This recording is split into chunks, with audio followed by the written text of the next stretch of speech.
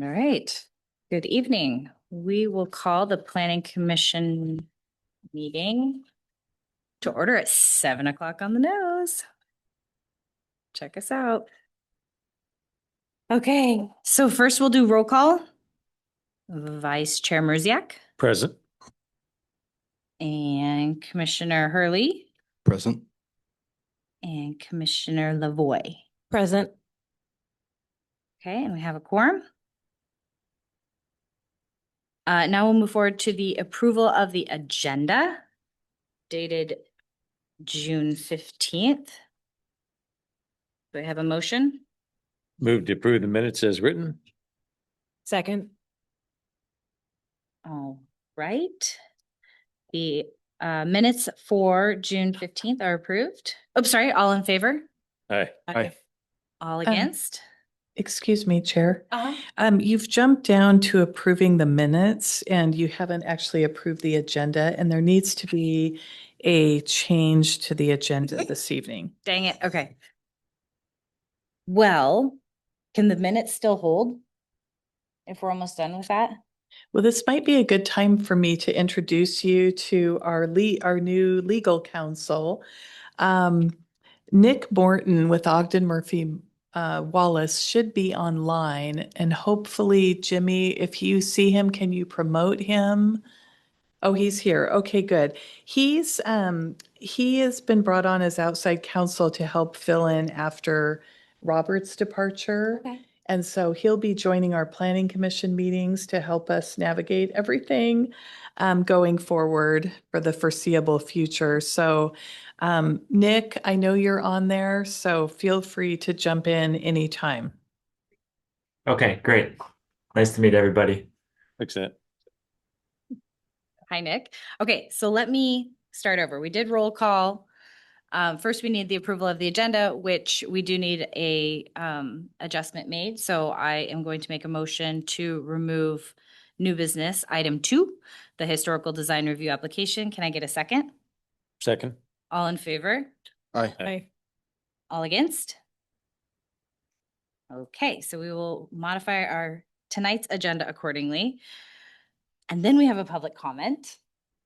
So we will open for in-person attendees only. The public comment period is open now at 7:02 p.m.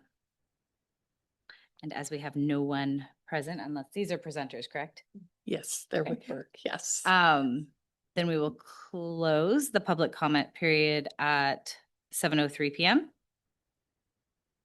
And now we will move forward with the approval of the minutes dated June 15th. Again, I move we approve the June 15th, 2026 minutes as written. Bless you. Thank you. Second. All right, all four? Aye. And any opposed? Okay, so the minutes dated June 15th are approved as written. And now we will move forward with new business, starting with the land capacity analysis. Okay. I'm Mona Davis, your Community and Economic Development Director. Good evening, Planning Commissioners. Tonight, we have Burke Consulting back with us again, which is great. They've been doing a lot of heavy lifting and lots of hard work. And so both Oneza and Stephanie are here to just give a overview of our land capacity analysis, our land use and zoning, or land use and housing issues and our various options, and then potential zoning changes tonight. So with that, I'm just going to turn it over to both of you and we'll just take it away. Yeah, thank you. Thank you, Mona. And glad to be here and nice meeting you. I'm Ferdus Oneza. I go by Oneza. And with me is Steph. Hi, I'm Stephanie Hindmarch. I'm a senior planner with Burke, and I'm helping with the housing element updates and supporting analysis. And I'm managing this project for Burke and for the city. So what we're gonna do, we have a PowerPoint presentation. We're gonna split in and having discussion in separate phases. So you might have seen the previous presentation that we did, like why we are doing this presentation or why we are doing this comp plan update. So I'm not gonna go to that detail, but let's go to the agenda. So this evening, we are gonna go over the comp plan audits, issues and options. So we have been reviewing your documents and see where the gaps are, what we need to be doing. So that's something we will bring up. And also the land capacity analysis and zoning concepts. That's something Stephanie will discuss as well. And then we are also required to have a look at the Snoqualmie Ridge area zoning, and we identified some zoning for you to review. And then we will also talk about the next steps. With that, let's go to the next slide. So a little bit of issues and options from our audit. What we reviewed and what we found is that right now, I mean, you have to do this update in order to have bring compliance of your comp plan with King County Housing and then PSRC and then state compliance as well. So we looked at your policy language, and there would be some policy language that could be updated. And then the big thing is the land capacity analysis, and Stephanie will discuss into more detail, but you do have deficit in housing requirements by the state. So that's where we need to look at we did look at your land capacity to see what land you have citywide to hold housing by income bands. So that's one of the requirements by the state. And then especially we are finding that your 0 to 50% area median income group, that's the deficit area for housing. And then also land use and zoning code changes that would implement your gaps. So the options that we're finding that could work for the city. So like I mentioned, update the policy language, clarity about some of the zoning code, is like what's allowed where, and then adjust the zoning to ensure that adequate land capacity is there. So that's one of the crux, that you have to have land to have capacity. And we also identified that you have an R3 zoning, which is a little bit higher density, but that is currently not on your zoning map. So that's something you could utilize. And then also consider your other two zoning districts, are not other two, but R2 and R3 both. And have so there's a limitation of when you put like a minimum lot size being 6,000 square feet, that puts some, it's a barrier for certain housing types. So that's the other thing that we have identified. Unit lot subdivision, that's another state requirement that is in effect right now. So you could add that, and that would also add land capacity or development capacity for the city. And we can discuss those more. Apply zoning designations for Snoqualmie Ridge. That's something that we will show you in the zoning map. And then also, if you don't have capacity, which we will discuss, that if city limits does not have capacity, then we look into the urban growth area to see if you have capacity there to meet the housing need. So those are the key areas that we have identified as options for the city. We'll go into greater detail, but let's look at the land capacity, what we have identified within the city limits. Yeah, so I'm going to talk a little bit about our land capacity analysis. If you're not familiar with that term, it's a tool that we use to look at vacant and redevelopable land across the city and the zoning that's applied to that land. And then that helps us come up with an estimate for how many housing units you could possibly fit were it to develop over the next 20 years. We don't assume that all property would redevelop in that time. So we have some assumptions built in around critical areas and just a market factor, which is like a certain percentage just won't develop in that time. That's not a reasonable thing to assume. But essentially, it's important because we have to show that we can accommodate those housing targets that Oneza mentioned. And this time around, this update, it's not just a single number, as you might have encountered in the 2024 work that was done. It's splitting it up across different income bands. So it's not just an overall capacity number, it's capacity for different unit types, and the unit type matters for this work. So these are the draft results that we have from our first kind of pass at our land capacity analysis. And I'll explain it kind of across the table. So our income bands are on the left, the 0 to 50, 50 to 80 AMI and above. That's area median income. And then the state tells us that we can count capacity for apartments as 0 to 80% AMI capacity. It says we can count accessory dwelling units as 50 to 80%, so kind of a subset of that apartment category. Multiplexes and other middle housing like townhouses and things like that, 80 to 120, and then single family detached is 120 plus. So our growth targets for Snoqualmie are very much on the lower end of the income band spectrum. So 735 for 0 to 50 AMI, that's really where most of the city's target lies. And that's for 2020 through 2044. So we can count some things that have been developed in the last 6 years as well. And then a little bit of capacity for 50 to 80, or a little bit of target for 50 to 80, and then 80 above is 0. So we mostly need to be looking at the housing types in that 0 to 50 band, which again, the state says is apartment style housing. In terms of capacity, most of the capacity is at the 80 to 120% range. And that's because of the types of housing units that are allowed in most zones in Snoqualmie that have capacity. So that's your vacant and redevelopable land is mostly in places that don't allow other housing types. And then there are some units that have been permitted in the last 6 years, and we look at where they actually landed in terms of affordability. So there have been some apartments constructed, but we can only assume that they hit 50 to 80% because they're not subsidized below that level. And then, so forth. So as Oneza kind of alluded to, the deficit is really in that 0 to 50% band, and that's where we need to be looking for adding capacity in our strategies. Yes. Where does Panorama fit in here? I believe that was the 0 to, or the 50 to 80. Okay, Yep. thank you. So just a little bit of background on some of the assumptions. So we excluded lands that had restrictions like critical areas, that's floodways, wetlands, steep slopes, et cetera, or conservation easements. We also deduct a percentage for public purpose, so like utilities and other things that might use a portion of a property, rights of way, so if you're building new roads, and then those market factors, which is like I think 10 to 25% generally, that we assume won't redevelop over a 20-year period because that's just how the market works.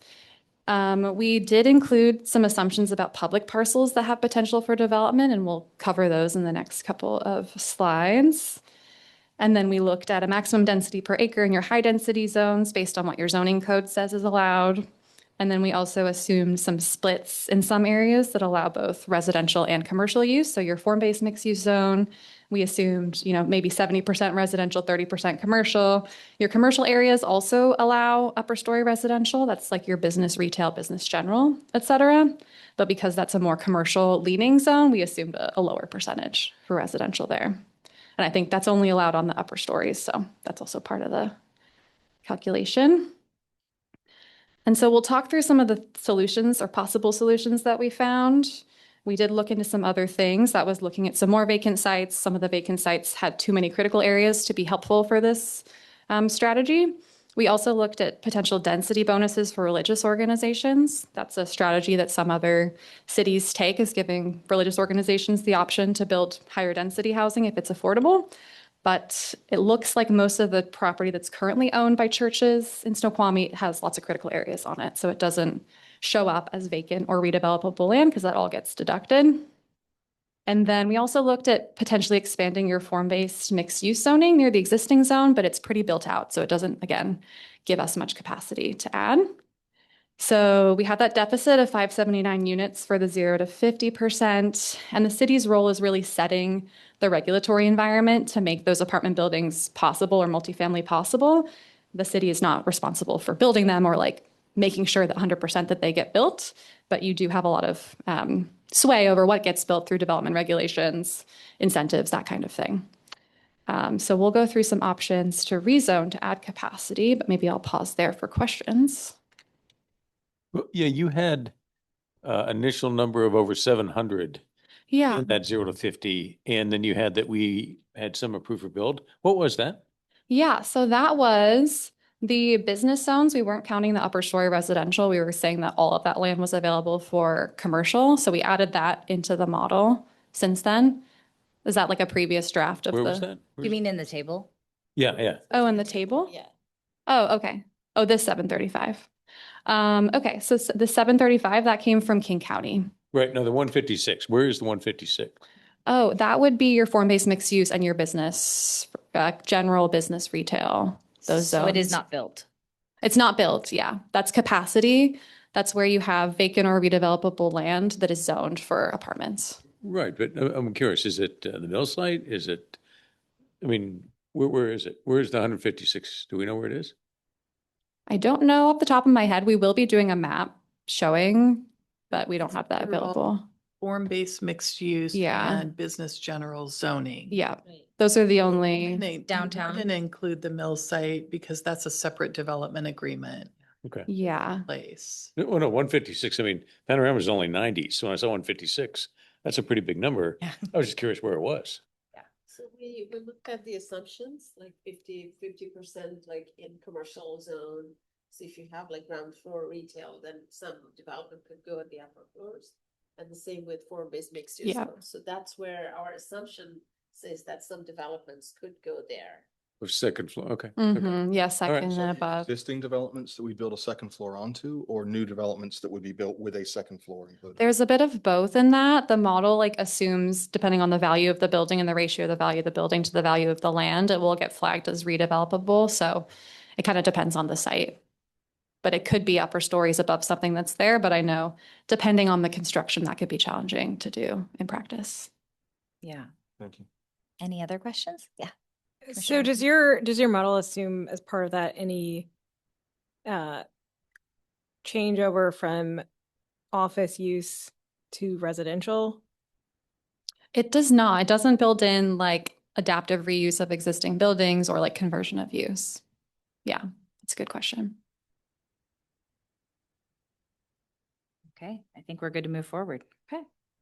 So we took a look at various properties throughout the city to see what might be feasible for multifamily style development were you to rezone it. As you might guess, there's a lot of critical areas in Snoqualmie, so there weren't a ton of sites to choose from.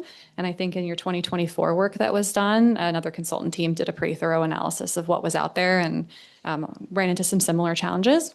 So there are two sites. Oh, go ahead. I just would like to add that when you look at the table that you just saw, that means that your existing zoning does not have capacity or has that deficit of 570 something. Right. So that's when we look into your potential sites and see where zoning could change. Yeah, that's kind of our baseline that we're starting with under current conditions, and then we can look at what the different changes would do to that number. So these two sites are both city-owned sites, so there's a little bit more flexibility in what's done with them. And they are both currently zoned mixed use. We'll kind of zoom in a little bit. You'll see those hatched areas. Those are critical areas on the site. So we're assuming that none of the stuff covered in the hatch marks is actually available for development. But the areas that are not covered with that, we have in our model are calculating some capacity. Right now, they'd be calculating that capacity based on mixed use. But if you were to rezone area A on the left here to R3, which is, again, I think it's a zone that Oneza mentioned, it's not currently applied to the map anywhere. It's in your code, but it's not designated to any place yet. If you were to do that, you could add a little bit of capacity to that site. There's not a ton of room.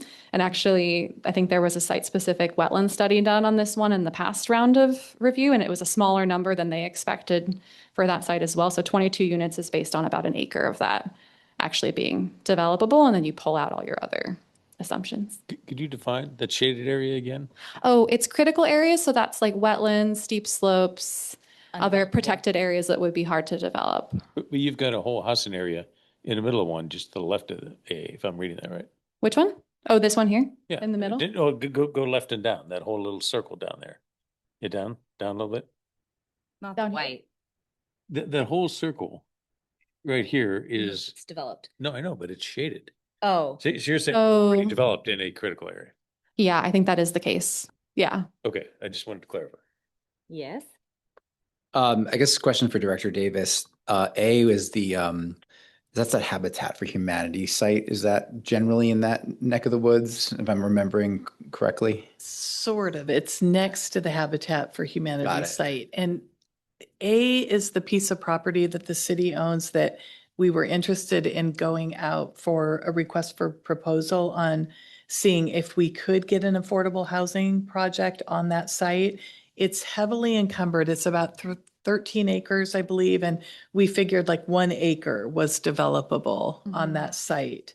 So there may be the potential of, and you'll probably get into this, but with incentives, like maybe a height density bonus or something of getting more than the 22 units. But I think you're just giving kind of the basic number at this point. Yeah, that's based on the R3 zone as written in the Yeah. code. But yeah, you can do some creative things for sure. Yeah. I guess I'll also add that the critical areas data, the wetland data it was based on King County data originally, and then the city has added things to it as well. And in practice, the developers will do like a site-specific study, and they'll often look a little bit different than the boundaries you see on the map. So we see this critical area over this developed place, but they may have found that, it's not actually, those aren't the actual boundaries potentially. They might have had more specific data for that site. So you kind of have to take it with a grain of salt. It's very steep. Yeah. Very steep sloped property. Okay. Oh, that one. Yeah. Yeah. And then, yeah, Area B, that's south of Gateway Park, also city owned. You'll also see there's, quite a bit of critical areas on there. If that were to be rezoned to business general, so allowing those upper story residential uses, you could potentially get about 91 units out of that site, again, using the kind of base zoning for those assumptions. So I think, yeah, we can do another pause for questions, or do you want to add something? Yeah, on the large map. Yeah. You have a huge area that is bounded on the south with a dark black line, which you say is that the urban growth area? But anyway, that's basically unannexed land. That's unincorporated King County, even though it is plotted and there's other buildings there. True? This section in the middle. The white area below A and B, that whole. Yes, yeah, that's the unincorporated Unincorporated urban King growth County. area. And what is the dark line boundary there? That is the limits of the urban growth area. So the incorporated urban growth area would be the city, and then the unincorporated is that kind of gray area with no zoning. Okay. And note too that there's potential annexation areas in our urban growth area to the north of the city limits too. So that little bit north of the mill site development that's in the purple. Oh, yeah, yeah. And then there's a little bit north of the planned residential that is now owned by Snoqualmie tribe. Mhm. And annexation requires a consent of those living living there now. It does, doesn't it? I think, I haven't think been there's a through few an methods. annexation, So There's a few methods for it. Maybe you can answer this too, but I know petition method is one of them, and I think they have to get a certain number of signatures in that case to bring it to a consideration, but I think there's other pathways. There's there's election method and petition method, and there's also a method that utility agreement that is also there. There are multiple methods of annexation that we are also looking into, but once we get to it, then you will have a detailed analysis of like what method will work where, because if it's just a few property owners, then one method would apply. But if you're looking at the big area wide, then different election method or different other tools might be more helpful. And that UGA, that is for Snoqualmie, right? Even though it has a bunch of unincorporated King County. That is the city's urban growth area. Yes, the one that you're seeing white, right?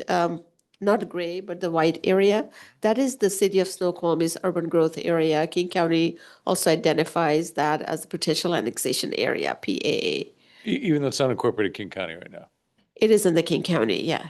Okay. So one thing is that right now you don't have a zoning designation in that unincorporated area. So King County zoning would apply to that area, but cities can actually apply pre-zoning to the urban growth areas. Oh. Oh, okay. The reason I'm bringing it up is you're highlighting with A and B that there's very little space, and yet you're showing a relatively large portion of unincorporated King County in our UGA that might solve the problem pretty quickly in terms of unbuilt capacity. So, okay. Yeah, I think the case is you have to put in a fair effort to look for it in the city first before you use that as a way to justify annexation. They want to see that you're looking at all solutions before annexation, but that is likely to be a path that we look at. Okay. Yeah, and that's an important point that I would like to reiterate as well. That city had applied for to King County to use the UGA in the past cycle, and King County did not approve at that time. I believe because they wanted the city to look at every potential option within the city limits. So changing the zone, I mean, finding the land that's available and not developed or developable land, and then also changing the zone. Those are the options that you have to do first. And what we have been doing, we have been looking at all the areas citywide, and we have been working with Mona to look at all those areas that are unencumbered by the critical areas. And you do have lots of limitations. That's what we are finding out. So that's why it's like for other jurisdictions, we probably would find a lot of different types of lands, but you have floodplain, so limitations are high. So can I Yes. clarify a question on that? So King County denied it because they wanted us to take another look at ours, or did they have any specific reason that they thought we could handle the in-growth capacity? So King County would look at what the city has done. So what would that mean is that the city has looked at potential vacant lands that are developable. Has the city looked at zoning options? So if you don't change any zoning or not adding capacity, then King County would not approve going to the urban growth area. So you have to try within the city limits first. And then if you find some capacity and you still run into deficits, that's when we go into the urban growth area. Okay, I would suggest that may be an option to look at. Mm-hmm. Yeah, and the growth target number that we have now is actually lower than it was originally because of some of the analysis the previous consultant did. The city went back to the county and said, this is the number we think we can accommodate. So it was adjusted down in response to that. And just, can I make just a mental thought? Panorama, last I asked, had 90 residents. I believe it was 90 residents, but you can even run it up to 100. You would need roughly 6 panorama developments of different build, because it'd be 0 to 50 to fill that unbuilt requirement. And I'm just saying that's a lot of space in our limited area. All right, just want to put that out there. Yes. To the point you're making with respect to the case we need to make to King County, would the output of this exercise build the idea would that build that case? Would that give us the pathway, obviously, to explore within the city? And then at some point, as we come to the realization that our gap still remains, we then bring the analysis to King County and say, hey, we need to grow in the UGA. Am I understanding that right in terms of just like how this analysis would factor into that decision making? Yeah, you are correct. That's the pathway that would be the most logical, and they would want to see that. Got it. Thank you. Any other questions? Okay. All right. Let's go to the next one. This is also related to the land capacity analysis, but so we also looked at how to increase capacity, and that's where we're looking at different zoning districts that you have, and you already allow housing on top of retail. So that's one way to look at. The other option is that looking at the height limit and see if you can increase the height limit so that you could have more units. So those are the tools in the zoning code that you could look into to increase capacity. So those are some initial thoughts that we are recommending. And then also we looked at some of your constraints zoning sites. So let's go to the next slide. So yeah, this is where you have RC zoning that's pretty constrained, residential constrained, and that takes most of the eastern side of the city.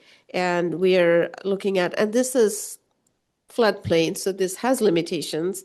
And this has critical areas. So if you look at those, the example that we are showing here, so some of the sites might have a lot of critical areas, but it might also have capacity, like critical area may not be in the entire site.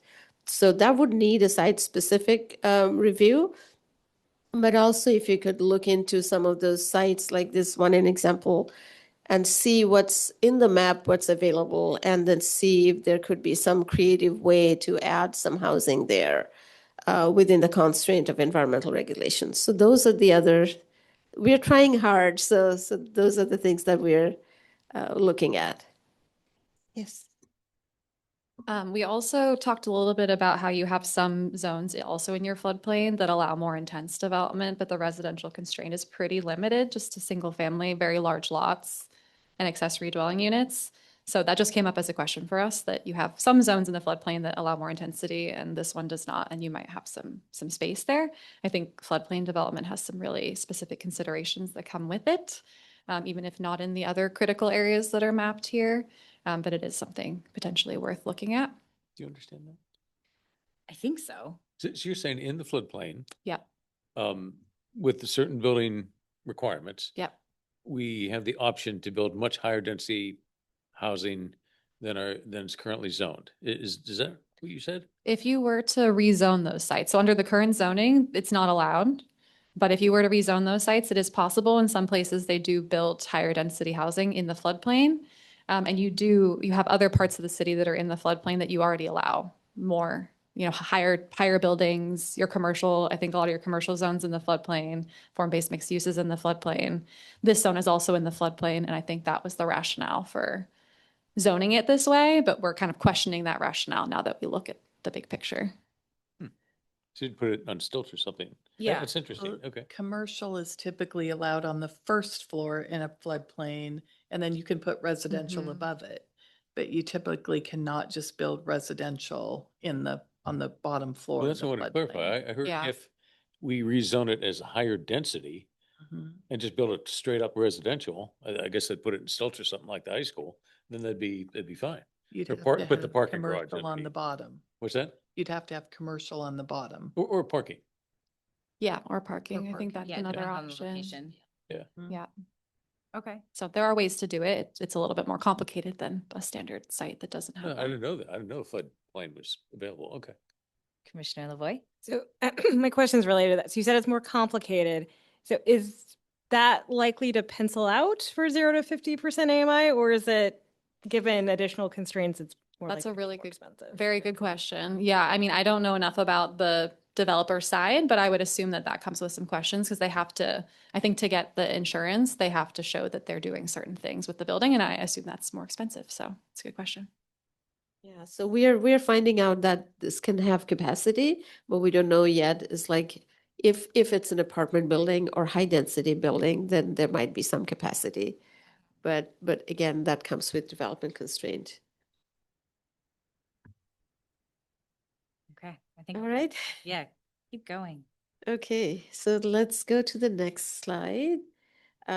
So changing the topic here. So we wanted to make sure that if you have any other questions on the land capacity analysis first, and then we will go to the rezoning. Yes. I have one. Yes.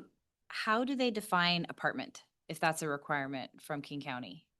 That's how they're, yeah. Yeah, I think we're using apartment as a shorthand for multifamily. Like I think it's low rise buildings, low rise housing. So I think it's 2 to 3 stories, Do they apartment give style, any condo style. parameters, though, that we have to meet for the style of what's being offered for development? So generally, like walk-up apartments that don't have elevators and certain construction type that are not too expensive. Mhm. So generally, walk-up apartments are 3-storied height. So those are 3 or 4, but within the walking length.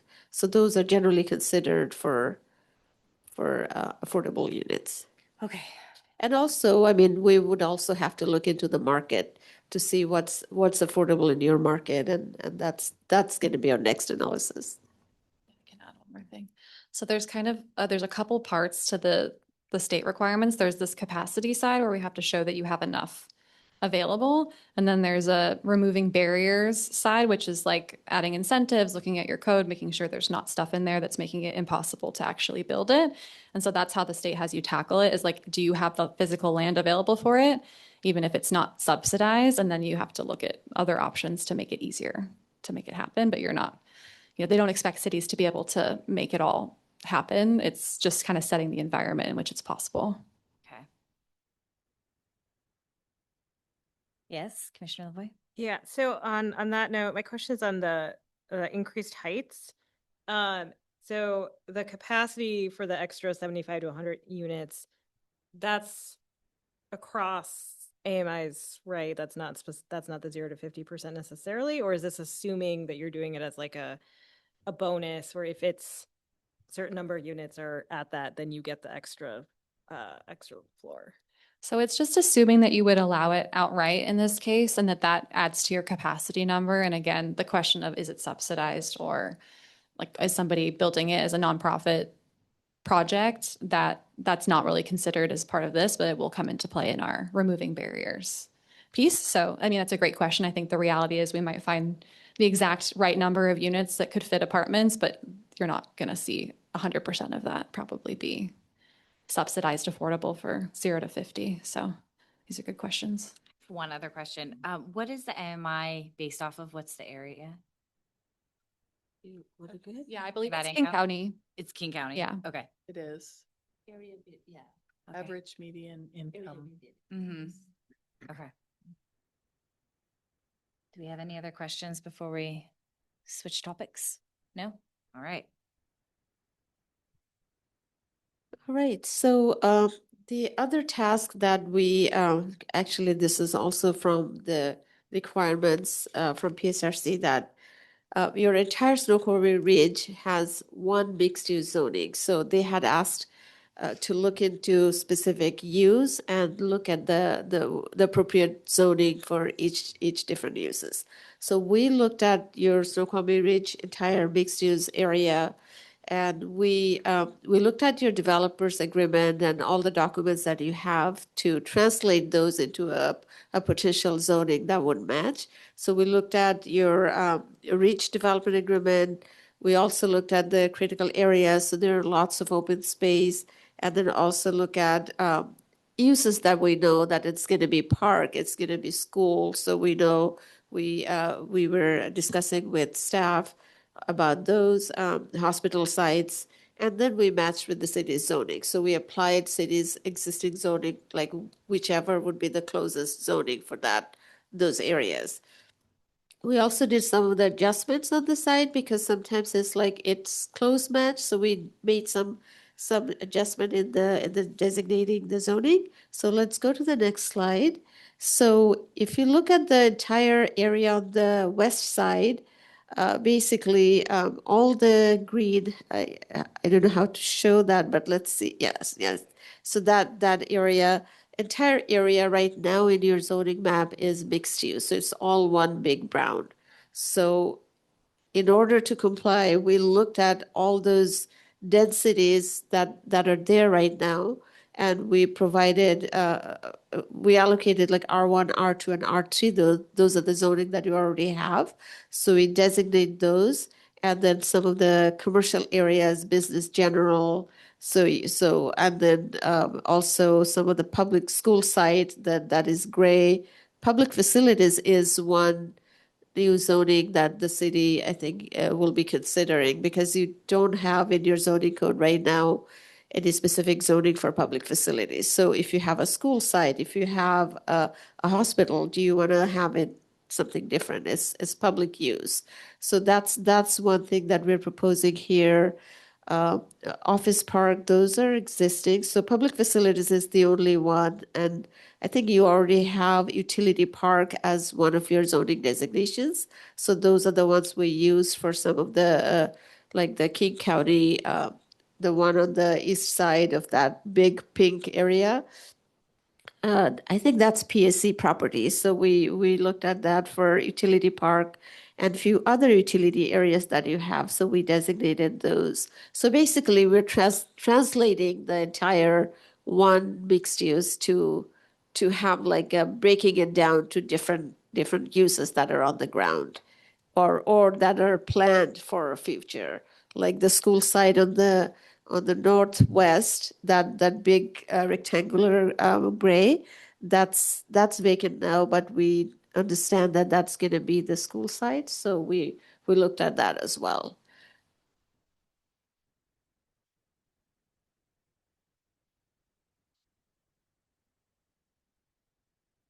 So any comment on that? Does any of the affordable housing areas that you highlighted before, are they reflected in this kind of expansive, I guess, zoning exercise, or is it just the A and B that we saw earlier in the deck? So this one, we have not done the exercise because our understanding is that this area is pretty much built out. And the vacant lands that you see now in green, those are open space, but those are mostly critical areas. So it would be difficult to build there. But we would like to meet up with the Snoqualmie Ridge Homeowners Association and see if they identify any specific areas for future development. Got it. Thanks. Is there a question over here? Is there? No? Okay. All right, let's go to the next one. So annexation. So we have been discussing this, and you were we're way in advance before we get to the annexation discussion. So we had it for discussion tonight because this is where like we are looking at all your options. We are finding out that you still have deficit, and then you look at the annexation options. So we will be bringing back a study about annexation approaches for you to look into that, and especially the area that you saw in the zoning map that's white. That's where you can designate pre-zoning, and that would be like when that becomes annexed to the city, then you already have the zoning in place. So that would be effective when you do the pre-zoning. So those are the those are the steps. And we are also right now looking at the land capacity exercise, the same one that we did for the entire city. So we are doing that for the UGA area. And we are not assuming a high density yet because it does not have utilities. And we are also looking at the utility availability as well. But we will be bringing you back the findings of what can be developed in the UGA with the density that we'll make assumptions based on the densities. Okay. Yes. Oneza, can I just ask a Mhm. quick question?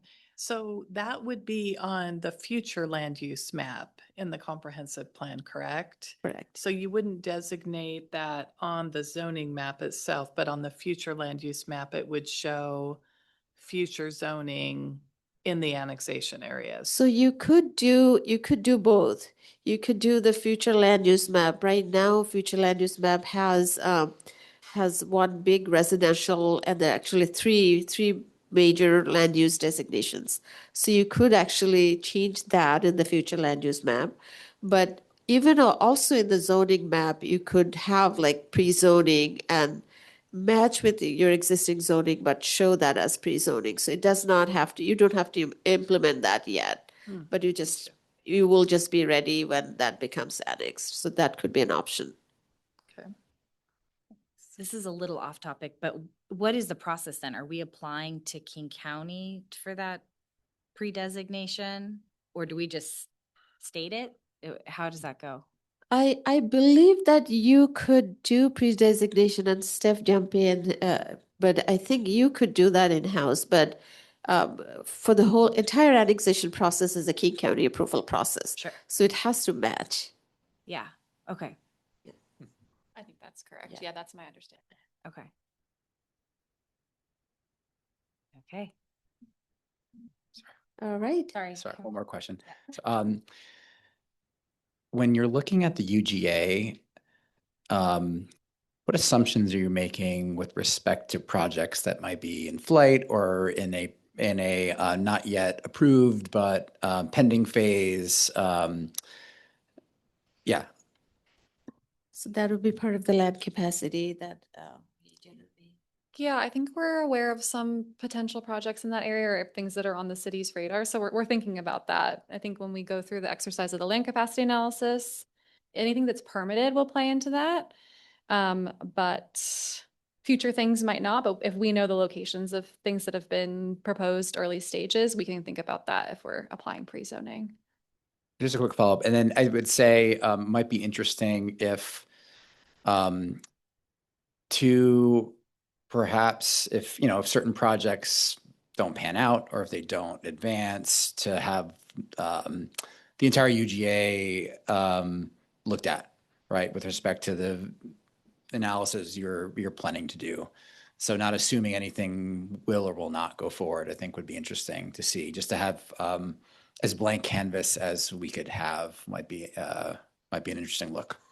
Yeah, if there's specific sites that we can also, similar to what we did for those two sites, the A and B sites that we showed, we did like a separate analysis, like what if you changed it to this, what would that do? So if there's certain sites that we want to look at more closely, we could do that. I'm sorry, one more follow-up. I think also another thing to think about and perhaps look at as it relates to the UGA is the contiguous nature of the city and the city limits. And I think how new properties, new parcels can be integrated within the existing boundaries of the city, right? So looking at, as you mentioned, utility access and roadway access and things like that, I think will be, I'm not sure if that's part of the land analysis that you're looking at, but I'm thinking of things that I think would be top of mind for decision makers as we're looking at the UGA and how to best integrate it with the existing city limits. Yeah, I think we can highlight some of the opportunities and questions that come up in that process. Yeah. Yep. Okay. All right, let's go to the next slide. And I think, Steph, is that, am I talking about it? Okay, yeah, all right. So we also wanted to bring this up, I mean, you don't have to decide on it right now, but just be aware that affordability requirement, that's one of the components or a tool that cities can use. And it is like when a development comes in, you can require certain percentage of that development being affordable. So that's a tool you can use. But there are pros and cons of both of that, because sometimes like if you impose affordability requirement, that might be challenging for developers to look at that site. So cities can decide whether to go for it or not. So pros is that yes, you know that you are ensuring that that development will have affordable units when that gets built, and then units could get distributed onto multiple sites. But then the cons is that, well, developer may not come in, or that might not entice developers. So those are the things to check and balance and review. But there are other tools that you can also look into. For example, multifamily tax exemption. That's a tool that we are seeing cities to use. And also some other incentives in your zoning code, like we discussed height and density. Those are probably easier than requiring affordability, putting an affordability requirement. Do you want to add? Yeah. I'll just note that if you were to impose something like this, it doesn't help with the capacity conversation, because we're already assuming that your higher density housing capacity would serve that lower income band, or would be able to serve that lower income band. This would help with the removing barriers piece that King County and the state, other agencies want to see it, but you have more flexibility in how you approach that. So bringing it up as an option.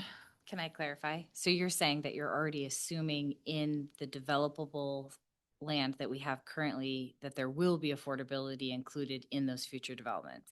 We're assuming that for the capacity analysis, it's like, is it possible for someone to come in and subsidize an apartment building? So we're saying, yes, there's enough land available to build apartment buildings because someone could do that. And the state tells us apartment building is the most likely type that would serve that group. But to actually help make that happen, you have to do some things to encourage it or remove barriers. And so that's the other side of the thing that you need to do. Okay. First step is that we are looking at that specific income band and see what type of housing goes into that income band. Like what is the housing types that would match. So once we have the match, then we are finding out what are the barriers that, let's say you have this entire land that could support 0 to 50%. But can it really happen? That's when it's like, what are other barriers? Like, is there a development barrier? Is there an incentive barrier? So those are the other things that you could look into. Okay. And help me understand the multifamily tax exemption. How does that work? That's a big discussion, but we can definitely talk about. Do you want to? Yeah, I can talk a little bit about that. So what cities can do is you can designate some boundaries of a certain area, and within that area, developers can get a tax exemption on the property tax for a certain number of years. And I believe there are two options for that. One is it 8 years?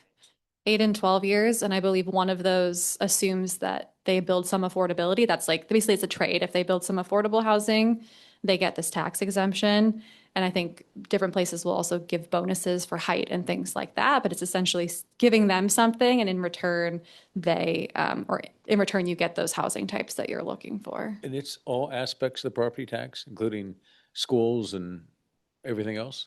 I'm not sure about Yeah, that. I'm not sure. I think it's yeah, no, I don't want to say something if it's wrong, but I think it's the overall tax structure. We have to look into that. Yeah. Okay. I think it would be good to go back and kind of look into what the multifamily tax exemption does and how it's implemented, and then just bring that back as a separate Yes. discussion, because Yes. at this point, we're kind of all guessing how that would work. Yeah, yeah. And my impression, and please correct it if it's wrong, once you get the info, is it is an additional burden on the schools and the city. And I mean, that's it, it's additional burden without any, in order to provide that benefit to the developers and Yeah, ultimately the residents. I believe that is the property tax exemption, but I don't know what segments of that. I believe it's the overall property tax exemption for certain years. I'll listen to Mona at this point, just Mhm. wait. Break We'll, it down. we'll get more info on Yeah. that. Yeah, I think that would be helpful. I'd love to know that too. Yes, Commissioner Harley. In terms of the urban expansion area, you've identified a few places to the north of the city where there's potentially urban expansion. And then obviously there's the white area towards the middle there where there's some potential there too. I'm assuming there may be some housing already in those areas that is just part of unincorporated King County. Yeah. If we were to expand and annex specific areas there in order to give ourselves more land to be able to build additional housing on Sure. to meet King County's requirements, if we have added additional houses to the city, if we've added additional land to the city, is that going to mean that the requirements from King County are going to change and that the deficit that we have right now is going to potentially expand because we now have more land area and additional housing that's been added and Well, the census data changes and all I that? can add, and Steph, you can jump into. Right now, King County allocation has certain numbers allocated already in the urban growth area. So I think that's combined with few other jurisdictions. So we have to find out, like, let's say this area already has allocated 100 units. I don't know, I'm just picking up the number. Yeah. So that once that gets incorporated, then you address that 100 plus that additional. So we would probably Deficit. know what those numbers were ahead of time before that was to happen, We should, yeah. based on what King County has already determined that for the unincorporated space. Right. Do you Okay. want to add? Yeah, it's not super clear right now because they've lumped together Snoqualmie's urban growth area with a bunch of other cities, and they just have an overall number for places that weren't accounted for and specifically in their documents. So we'd have to do a little bit more digging to figure out what the number is for that boundary specifically. Okay. But it would, yeah, like Oneza said, it would be in addition to the ones that you have. Because for I'm the just city. wondering if we're adding additional land to be able to build on, but then we're taking on additional burden and Yeah. it ends up being a zero-sum situation. Mhm. Right now, it's not a huge number for the UGA because it's taken into account the low density development because it's still not in the county. So they are calculating it not from the city density perspective. Okay. So we'd have to that's rezone it for high density in order to be able to make those some numbers. density that would work. Yeah. Okay. Thank you. Good question. All Any right. other questions? Okay, let's go to the next slide. So we're about the end of this presentation. So I just wanted to discuss about next step and schedule. We are on a fast track here. So we are working on we are working on identifying the land capacity. So you saw the land capacity today. We are going to look at the UGA land capacity and finalize that, working with staff. And then we are gonna tweak the housing and land use element drafts based on the findings. And then also the development regulations that we are finding would help you implement the capacity or the requirements. And then we are also, this is gonna be a big part, that annexation pre-planning. So that's something we'll be doing. And the last step would be that to submit to King County. So we have a schedule. You probably have seen this. So we're looking at July and August right now to complete everything. And then September, October, November for all those submittal and processes. That's where we are at. We're already, I mean, we're already In behind August. from what I'm looking at. Behind. Yeah, well, yeah, they've got the recommended code and map changes in June, ending like now. So, yeah, I think we're, Ending August. Yeah. fair enough. So there's a we little got bit one more of meeting. overlap happening. A Yeah. lot of things are going on simultaneously. We just okay. haven't seen it yet. Yes. I imagine SVES is taking a lot of capacity from the city on this as well. Mm-hmm. Yeah, we have been working on your code. So we have been looking at the code closely, and then we will work with staff to bring it back. It's like, what are the code updates that we are proposing? May I ask, has the King County Housing Committee meeting happened? That has happened. The initial meeting has happened. Yes, Okay. yes. Good catch. That has happened. Apparently we have to talk to them. Yeah. So that's the first thing we did. We discussed with them, and we got good understanding about what are their requirements. So yeah, we are looking into that. Okay. Will one of the end products of the reports that you guys are doing be a listing of, these are all the different parcels that we have looked at? These are the things we need to do to them to rezone, to change, and that this is the likely amount of housing we're going to be at for that. And it's all going to be sort of concatenated into a single, almost sort of a line item spreadsheet on, this is how we get to 759. Yeah, Yeah. we'll definitely have to show how Okay. we are meeting that need. Okay. Yeah, I think, so we did our baseline land capacity analysis and we'll do like a revised one that would go with your proposed policy changes and Okay. we can outline it in that way. That sounds like it would be Just so that helpful. we can go through it line by line and Yeah. understand sort of what each of these things looks like and which particular piece of property we're talking about with these things as far as the zoning changes are concerned. Yeah. Okay, thank you. The simpler the better, please. Okay. So I'm unclear on the new business items. Did we just do all the Burke? Did we do the Burke for number 3, 4, and 5 on the agenda?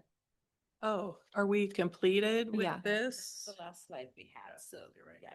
Oh, okay. Okay, good. I'm assuming that Yes, those that were their was 3 items. Okay. everything. I would like to point your attention to the very last page of your packet, though. Okay. And that is it looks like this. Mm. And so in addition to what we just went over with the schedule that you presented in your last slide, staff have kind of gone through and tried to lay out a better schedule with more specific dates so you can see what's coming. But what I want to mention is there's also a lot of things that are happening that really aren't built into this chart yet. So a lot of public engagement, for example.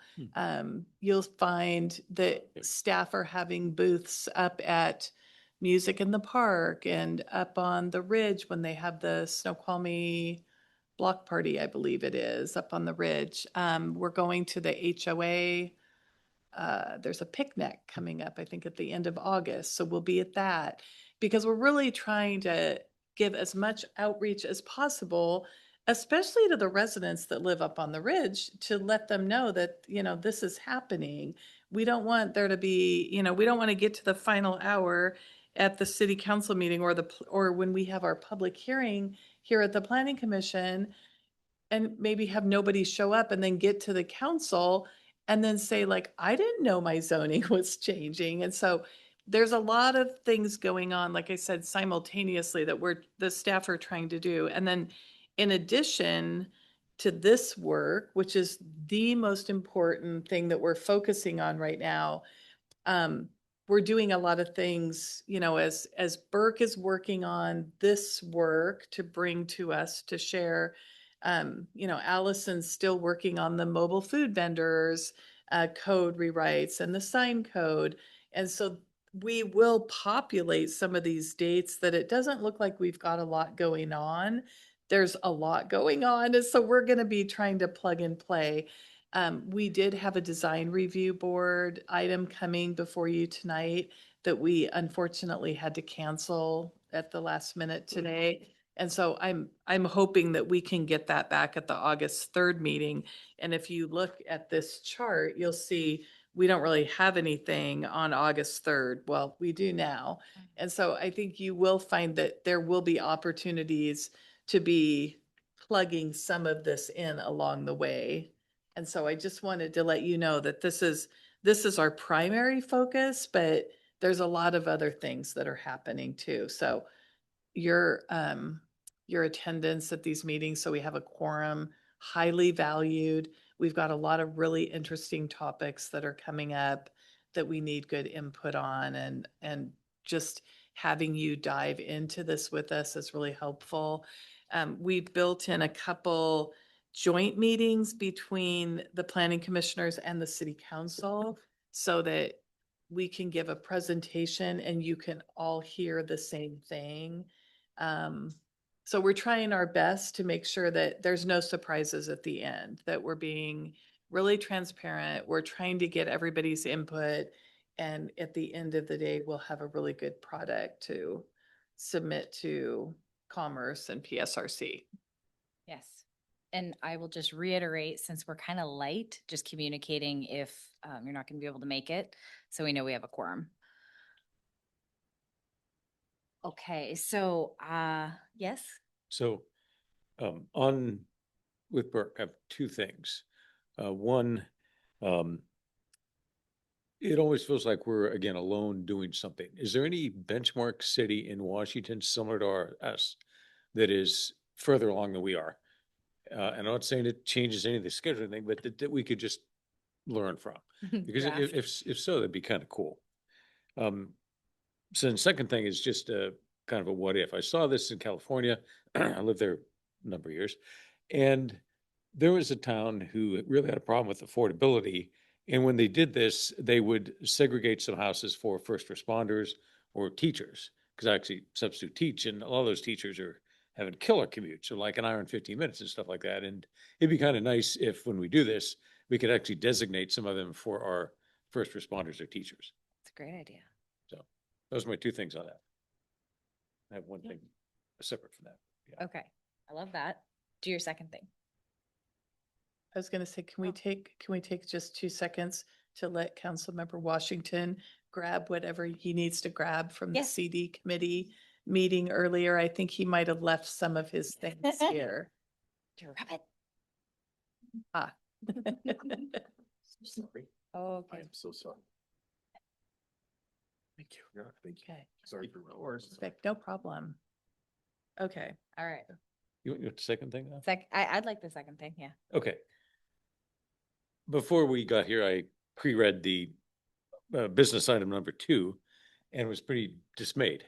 We had basically asked that we loved what the property owner downtown was doing, and we loved everything that they were doing. The only thing we said is their storage container, just make it temporary, make it for a couple of years, and everybody's happy. They're happy, we're happy. And then the staff came back and says, no, we struggle with that. It has to be permanent. And so on this one, the staff was coming back saying, no, just deny it, which is kind of missing it. I mean, we want to help these guys do what they're doing, with the business and the treehouse thing that they're doing is really cool. But we don't want a storage container, buckshop, honey. There's got to be a way to do that without just saying, just deny these guys the permit. So I'm glad we didn't talk about it because I was dismayed when I read that. I was like, come on, guys, we can do better than that. I understand what you're saying. I think we need to save this discussion for the next meeting. But I appreciate what you've brought up today, and I'll try to be better prepared at the next meeting to address that. I can say just high level, when you look into our temporary uses and our code, Thank you. thank you both very much. When you look into the temporary uses in our code, it doesn't allow the ability to apply the temporary use to this kind of a use. And so I think that's where we got stuck, but I think we better wait to talk about it. I'm not sure it's appropriate to start having a conversation about it today until it's on the agenda for us to discuss. Yeah.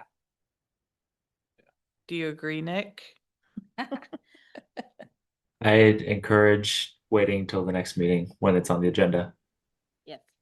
But Okay, I thank you. appreciate the sentiment because I think we all do feel like we want to make it easier. Okay, so we can move on to old business.